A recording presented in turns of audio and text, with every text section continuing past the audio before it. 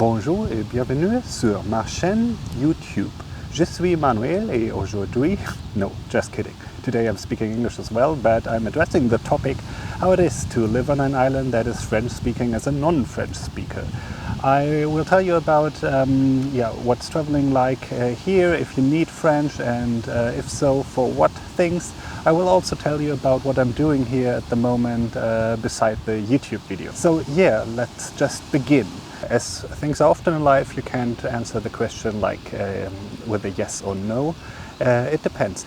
For example, the search for an apartment. I booked my apartment through Airbnb because hotels are really expensive on the island, and the Airbnb was a kind of like affordable solution. However, most of the owners of the apartment don't speak English. So I think I just found from like 100 offers 5 to 10 who spoke English, but I mean the Airbnb app has like a auto-translate function, so I think it's fine to contact someone who's just speak French in English, and they will respond to you in French and you can translate it. So that's also the way how I communicate with my owner of the apartment. So I'm writing in English, he's responding in French, and I think we understand each other pretty well. So it should be possible to book an apartment without French skills. If you're on the island and you just come here to see the nice beaches or just for hiking in the mountains, I think you can do it on your own. You don't need to talk to anyone, so it should be fine. And I mean, if you're here for 10 days or whatever, and you just go to the restaurants, it should be possible to order without any French skills, because I mean, if I don't know what's on the menu, I use my Google Lens app to translate everything immediately, and if the waiter doesn't understand what I want, I just tip on the menu and say like, I want that, and that always works. For the restaurants, I would recommend to learn the basic vocabularies of how the vegetables are called or what the different sorts of meats are, like chicken, pork, beef and so ever.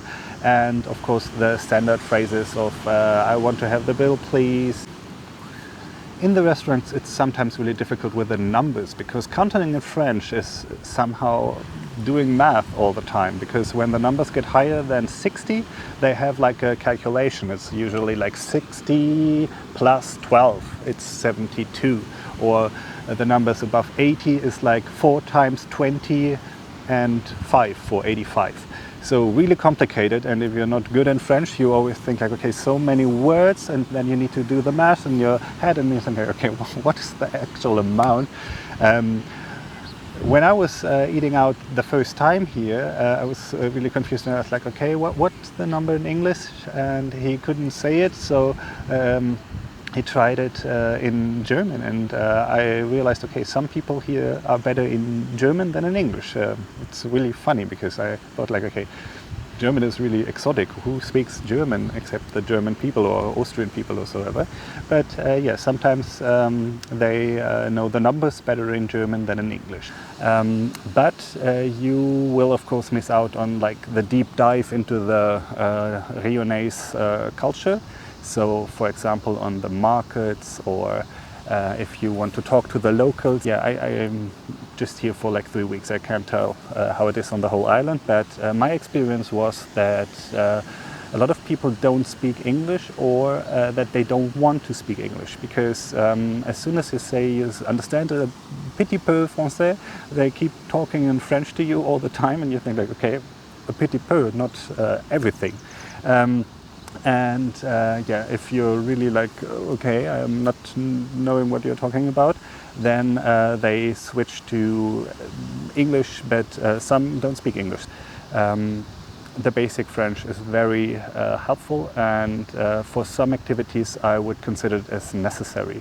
For example, I want to go diving here, and I had some research on the internet, and I just found out of like 20 diving schools, there were just like 4 or 5 who even had an English homepage. The rest was just in French. And I mean, with diving, it's something where you need to feel secure and you need to understand everything. And so I really wanted to dive in a dive school that speaks English or has at least some instructors or dive masters who speak English, so that I have the feeling of safety. And especially in this shark waters, I want to know everything. So yeah, that was kind of difficult to find something, because I wrote them an email and asked for, yeah, do you have like a free spot next weekend? And either I got no reply or a really short basic reply. And usually when you contact diving schools, it's more like you get a really warm welcome, and the people were like contacting you like, oh yeah, we're really happy to see you. But here it's more like, no, we don't have an open spot. Bye. I'm like, okay, no alternative, no, perhaps you try again next weekend, no, nothing. So I need to be really persistent to find a spot in a diving school, and yeah, in the end it worked out, and I wrote them an email that I really need someone who explains me the most important things in English. Everything should be fine, because as soon as you're underwater, it's sign language anyway, and yeah, I don't need French for that. But for the whole briefing and debriefing, it would be nice to have someone where I can talk to. I know when I was like a beginner in diving, I was really nervous before the dive starts, because yeah, it is dangerous. And right now I have like 50 dives and I'm a rescue diver and I know what I'm doing, so I'm feeling kind of relaxed. But if you're a beginner and if you want to dive here, I wouldn't recommend it, because I mean, if you don't understand where you go, how deep you go, how long you go, whatsoever, it's kind of scary, and it adds to your to this nervous feeling you already have. I had luck that some of the co-divers spoke English, so they could translate to me what the dive instructor said, and I came out pretty well, and I could enjoy the dives. But I thought it's a matter of security that you understand everything, and as a beginner I wouldn't recommend it to go diving here without the basic French skills.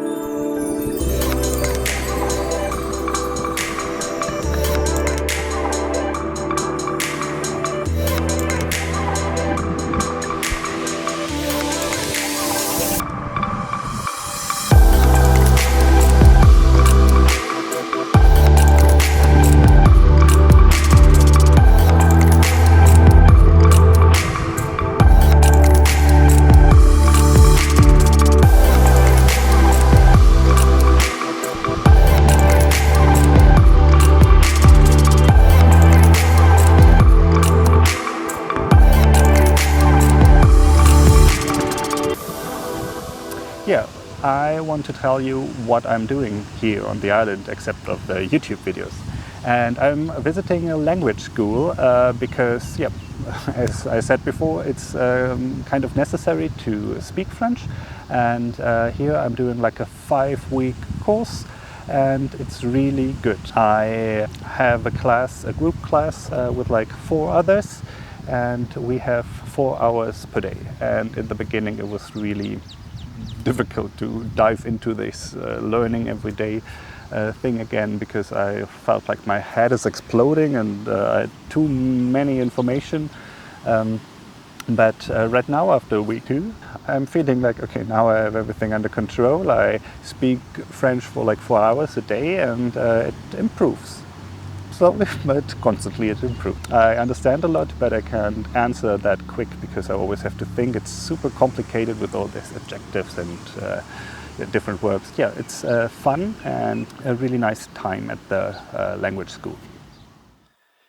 Good morning. Today is the morning where I'm really excited because I'm going back to school. Today is my first day of French language class, and I'm really looking forward because now I'm isolated myself for like 2 weeks and haven't met so many other people.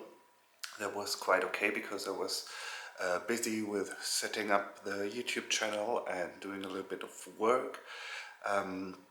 So yeah, I'm really excited how it is. I'm a little bit stressed out by the traffic situation because usually it takes me 13 minutes to go there with a car, but I now saw that there's a lot of traffic right now, so it could actually take up to 45 minutes for the same way. So let's see how it turns out and if I'm gonna be late on my first day or not. Constant stop and go. Driving with like 5 kilometers per hour.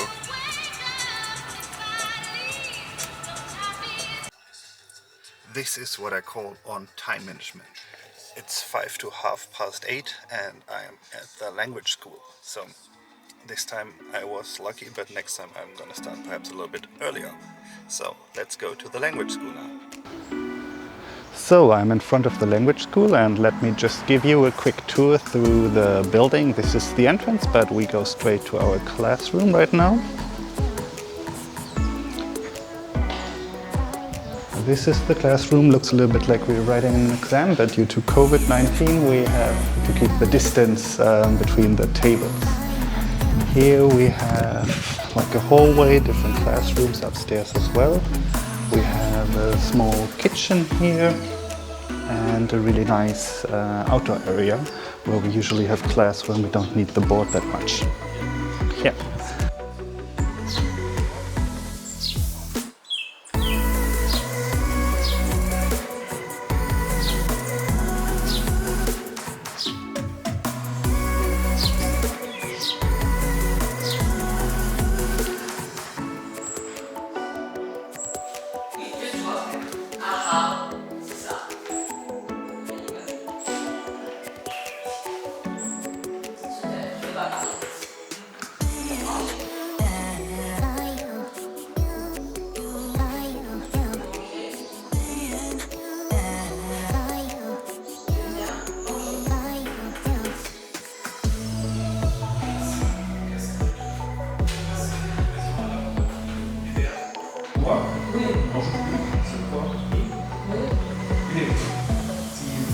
Oui, alors on ne te demande pas non plus d'être toi, on te demande de pratiquer la langue.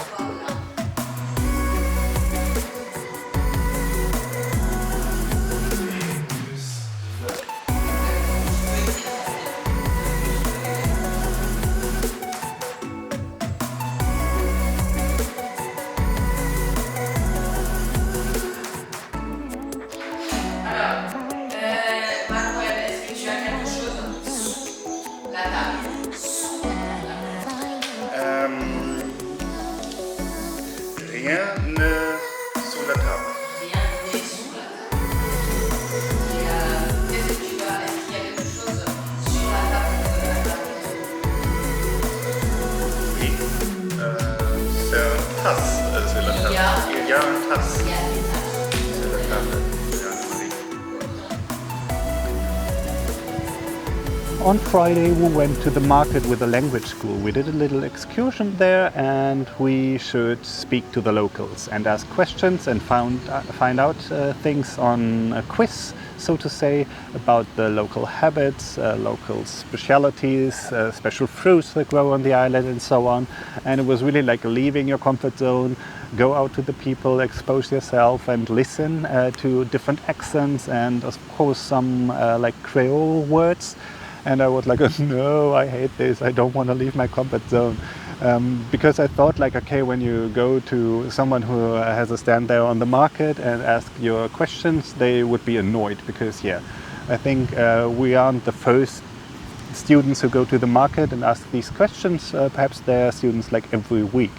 But the people were really nice and they were really like, oh, what are the questions? Of course, I'm helping you. And they made some jokes and it was really a nice experience to go there. And afterwards it was like, okay, now you tried your French skills in the real life and it worked out. So I somehow lost a little bit of my shyness and I think I now more open to speak to the people in French, even though it's not perfect yet. But I mean, usually the people give you the time you need to construct your sentence, and as long as you use like somehow the right words, they will get what you mean. So far it's just like I'm shooting out a sentence, then I get a response and I think like, okay, I have no clue what they said. And then the conversation is over. Okay, where? Yeah, we'll see if it gets better at the end of the course. So if you consider to learn French on La Réunion, I can highly recommend the school. I put the link down below in the description box, and they really gave me a warm welcome. They gave me the feeling that in case I have any questions or there are any problems with coming here during Corona times or whatsoever, I really felt like, okay, I have someone I can ask everything. The teachers are really nice, and yeah, it's a lovely atmosphere. You really meet nice people. And it's like a part-time activity, so you have classes the whole morning and the afternoons are free, so you can enjoy the beaches, go hiking, and yeah, I can just highly recommend this. So, as a conclusion, I would say you can definitely travel to La Réunion without French skills, but you're gonna miss out on the whole package. So, as soon as you want to go on like extreme activities like canyoning or diving or going with these parachute things, I would recommend to have at least a basic knowledge in French. And I mean, it's also fun to get in contact to the locals and find out about their traditions. So that was it for today. Next time I'm going to tell you what I don't like about this island. So stay tuned. Bye bye.